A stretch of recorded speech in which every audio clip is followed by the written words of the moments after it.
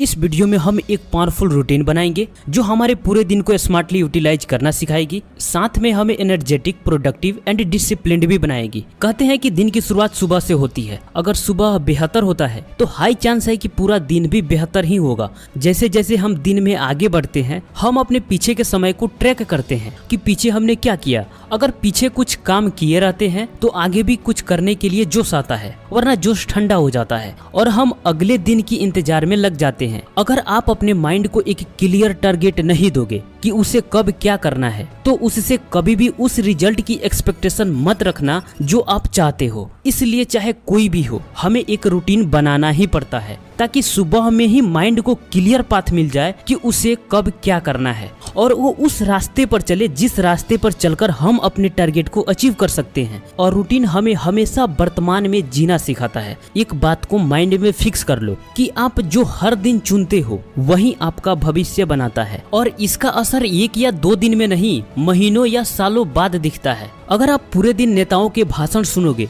तो नेतागिरी ज्यादा करोगे, अपने बारे में कुछ नहीं जानोगे। तो जो आप चुन रहे हो ना, उस पर थोड़ा ध्यान दो कि ये भविष्य में हमें कहाँ ले जाएगा।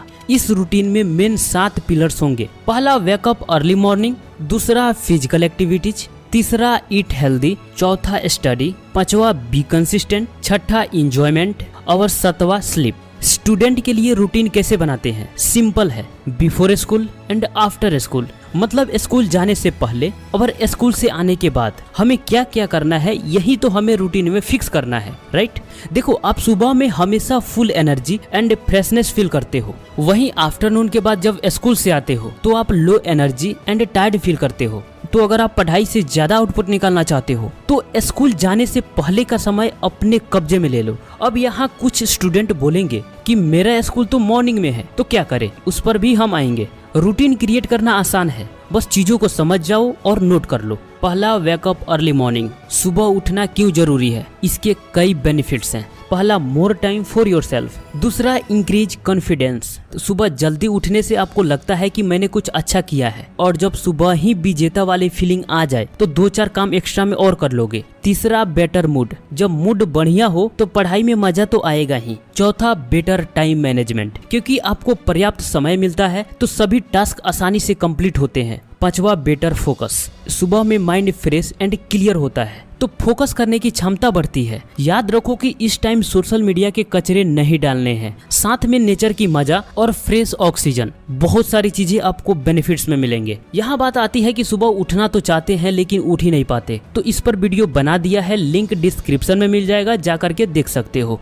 दूसरा, आफ्टर वेकिंग अप। जगने के तुरंत बाद सबसे पहला काम है 2 गिलास पानी पीना। इसका भी कुछ रीजन है, ये भी जान लो। पहला रीजन है, लंबे समय तक सोने के बाद बॉडी डिहाइड्रेट हो जाता है। दोबारा बॉडी को हाइड्रेट करने के लिए पानी पीना जरूरी है। अगर पानी नहीं पियोगे तो थकान महसूस होगा, फिर सो जाने का मन करेगा। दूसरा, खाली पेट पानी पीने से बॉडी में 25% मेटाबॉलिज्म इंक्रीज हो सकता है, जो बॉडी में एनर्जी के लिए रिस्पॉन्सिबल है। साथ में RBC काउंट भी इंक्रीज हो जाता है, जो ब्लड में ऑक्सीजन फ्लो में सुधार करता है और इससे एनर्जी लेवल इंक्रीज होता है।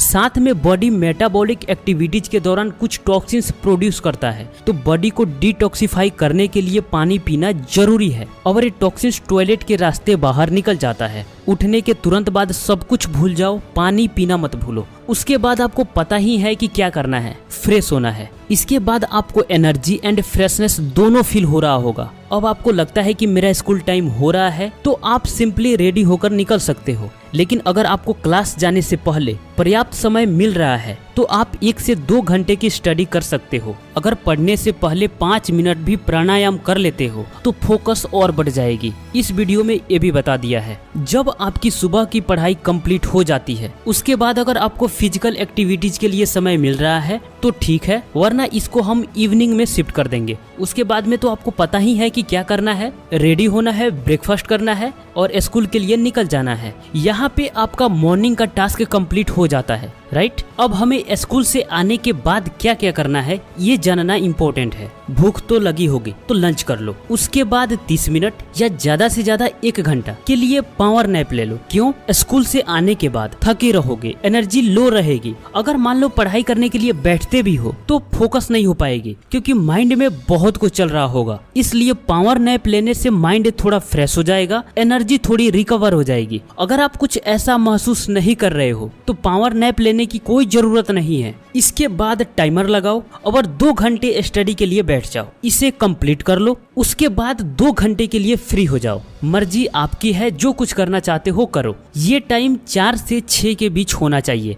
अगर 4 बजे से पहले टाइम मिल रहा है तो थोड़ा ब्रेक लेकर के एक बार और पढ़ लो। ये आधे घंटे या 1 घंटे के लिए हो सकता है। तो जो सुबह में 2 घंटे नहीं पढ़ पाया वो आफ्टरनून में कंप्लीट कर सकता है। तो यहाँ तक दोनों टाइप के स्टूडेंट के लिए मॉर्निंग से आफ्टरनून तक स्कूल के साथ 2 घंटे की स्टडी हो जाता है। अब हमारे पास इवनिंग का टाइम बचा है जो 6 बजे से लेकर के 9 बजे तक होता है। इसको हम 10 बजे तक रखते हैं। इससे पहले कोई नहीं सोता होगा तो इस टाइम हमारे पास 2 काम बच जाते हैं, डिनर प्लस स्टडी। तो स्टडी कम से कम 2 घंटे और ज्यादा से ज्यादा 3 से 4 घंटे बहुत हैं। ये डिपेंड करता है कि आप किस क्लास में हो और आपका टारगेट क्या है। अपना टारगेट कमेंट बॉक्स में जरूर लिख देना दोस्त। टाइम जरूर फिक्स कर लेना कि कब कब किस सब्जेक्ट को पढ़ना है या किस टाइम क्या करना है।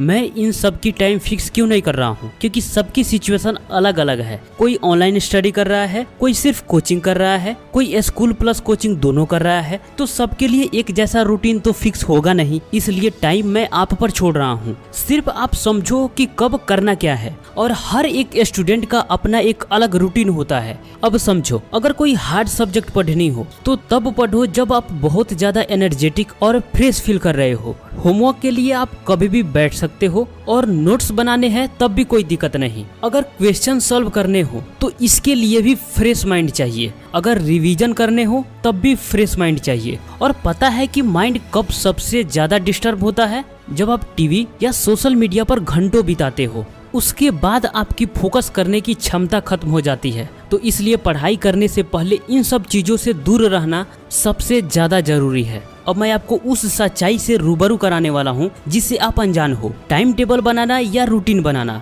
ये डे मैनेजमेंट का सिर्फ एक पहलू है। ध्यान से समझना अगर यहाँ तक आए हो क्योंकि आप रियल चीजें जानना चाहते हो। टाइम मैनेजमेंट के लिए रूटीन बना लिए, कब कब क्या करना है उसके लिए टाइम भी फिक्स कर लिए। लेकिन इससे जब हम आगे बढ़ते हैं यानी कि उसे कंसिस्टेंटली फॉलो करने की बारी आती है तो हम फेल हो जाते हैं। क्यों? इसका दूसरा पहलू है माइंड मैनेजमेंट और इसके बारे में कोई नहीं बताता। तो डीप नॉलेज के लिए अब भी सब्सक्राइब कर लो। माइंड मैनेजमेंट, इसको समझो। आपने तय किया कि मुझे सुबह 5 बजे उठना है, टाइम फिक्स है। लेकिन जब जगने का समय आया तो आपका मन कह रहा है कि आधे घंटे के लिए और सो जा, और आपने ऐसा ही किया। 2 घंटे पढ़ना था, 1 ही घंटे पढ़ा। अगले दिन पढ़ना ही भूल गए और 10 दिन बाद सब कुछ भूल गए। तो क्या यहाँ टाइम मैनेजमेंट फेल हुआ कि नहीं? 100% हुआ। तो टाइम टेबल या रूटीन बना लेना ही पर्याप्त नहीं है, उस पर कंसिस्टेंट रहना सबसे बड़ी चुनौती है। तो टाइम को हम तभी मैनेज कर पाएंगे जब हम माइंड को मैनेज करना सीख जाए। आपका पढ़ने का समय हो चुका है लेकिन आपका मन आपको किसी दूसरे चीज में उलझा रखा है। तो क्या यहाँ पे समय का इस्तेमाल हुआ? नहीं। तो माइंड मैनेजमेंट ही टाइम मैनेजमेंट है। माइंड मैनेजमेंट के लिए 3 चीजें करनी होगी। पहला, अपने इमोशन के प्रति जागरूक होना। दूसरा, अपने थॉट्स के प्रति जागरूक होना। तीसरा, अपने एक्शन के प्रति जागरूक होना। हम हर पल कुछ ना कुछ कर ही रहे हैं, बस हमें देखना है कि हम जो कुछ भी कर रहे हैं वो कौन से सोकर कर रहे हैं या बस ऐसे ही। मतलब अगर हम घंटों स्क्रॉलिंग कर रहे हैं तो क्या हमने कौन से सोकर इसे चुना है या बस ऐसे ही करते जा रहे हैं। तो जब आप जागरूक बन जाओगे तो आप समय पर हर काम करना स्टार्ट कर दोगे और आपका लक्ष्य जो भी है वहां तक आपकी जागरूकता ही आपको पहुंचा सकती है। तो मैं मानूं कि आप चीजों को समझ गए हो। अगर हाँ तो कमेंट बॉक्स में यस जरूर लिखो। आप रूटीन इसलिए बनाना चाहते हो क्योंकि आप अपने दिन को मैनेज करना चाहते हो। आपका दिन मैनेज तभी होगा जब आपका टाइम मैनेज होगा, और टाइम मैनेज तभी होगा जब आप माइंड मैनेजमेंट सीख जाओगे, और ये जागरूकता से संभव है। तो कैसा लगा वीडियो कमेंट बॉक्स में जरूर बताना। मिलते हैं नेक्स्ट वीडियो में, तब तक के लिए आपका धन्यवाद।